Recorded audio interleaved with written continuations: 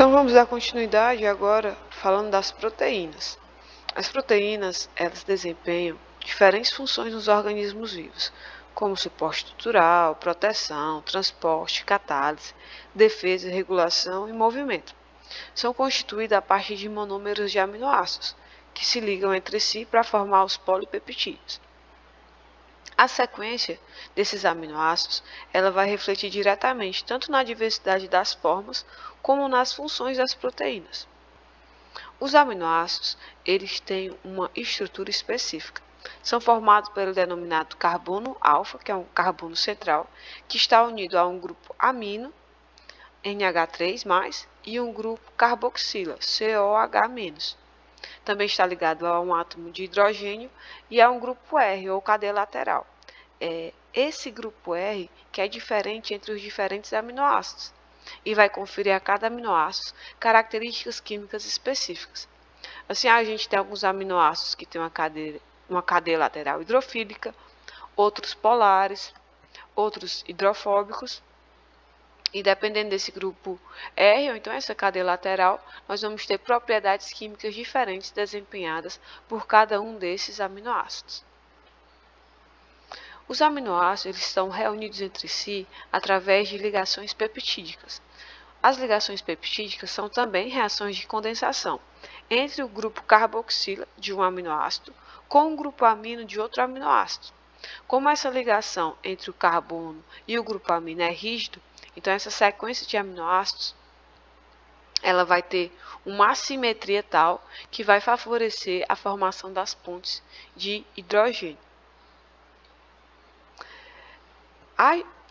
As proteínas elas têm 4 diferentes tipos de estrutura. A estrutura primária, que é a sequência daqueles aminoácidos. Uma estrutura secundária, que forma padrões espaciais repetidos e regulares, onde é formado ou uma alfa-hélice ou folhas beta-preguiadas. E uma estrutura terciária, que é quando essa estrutura secundária se dobra entre si, produzindo formas específicas. Essas dobras elas são estabilizadas tanto por ligações de pontos de hidrogênio, mas também outros tipos de interação química, como interações hidrofóbicas, forças de Van der Waals.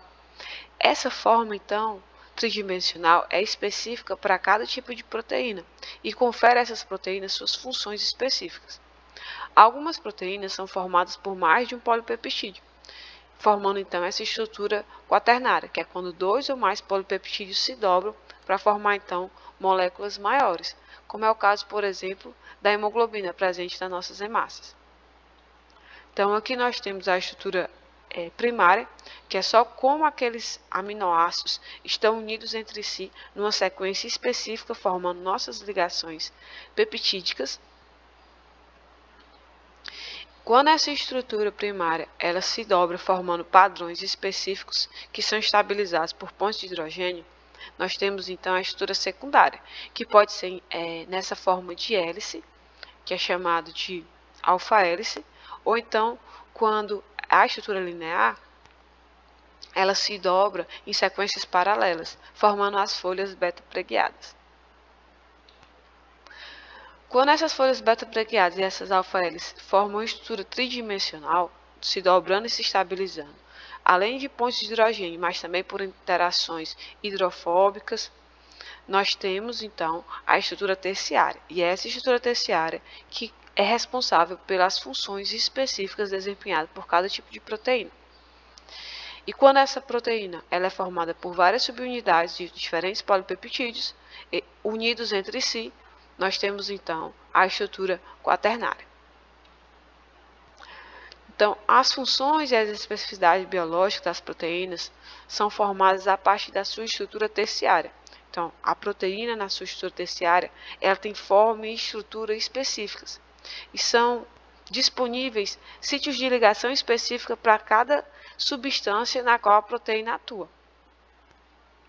Então, essa interação química dos grupos funcionais dos aminoácidos que está disponível na estrutura tridimensional da proteína é responsável tanto pela sua especificidade biológica quanto pela sua função. Algumas condições ambientais, elas podem modificar a estrutura tridimensional dessa proteína e, consequentemente, alterar a sua função. Então, condições como o pH, a salinidade ou a temperatura pode fazer o quê? Alterar essa estrutura terciária. Esse fenômeno é denominado desnaturação da proteína. Quando altera a forma, altera então a função. Essa desnaturação ela pode ser reversível, por exemplo, muito comum no nosso dia a dia nós temos o alisamento dos cabelos, onde um cabelo cacheado pode adquirir uma forma mais lisa. Isso acontece porque a proteína do cabelo, a queratina, em altas temperaturas, que é provocada pela chapinha, pelo secador, ela pode desnaturar, alterando sua forma. Só que quando a gente essa reação ela é reversível. Quando a gente coloca água, né, lava o cabelo então volta ao seu estado original. Isso porque essa desnaturação ela foi reversível. A queratina pode retornar à sua forma original. Algumas desnaturações não são reversíveis. Por exemplo, quando a gente estrala um ovo e esquenta, adiciona calor a esse sistema, a proteína presente na clara do ovo, que é denominada albumina, ela muda de uma forma mais líquida e transparente para uma forma mais sólida e esbranquiçada. Então, mesmo que a gente resfrie o ovo ou coloque água ou outros reagentes, aquela estrutura tridimensional da albumina ela não vai retornar. É uma reação irreversível.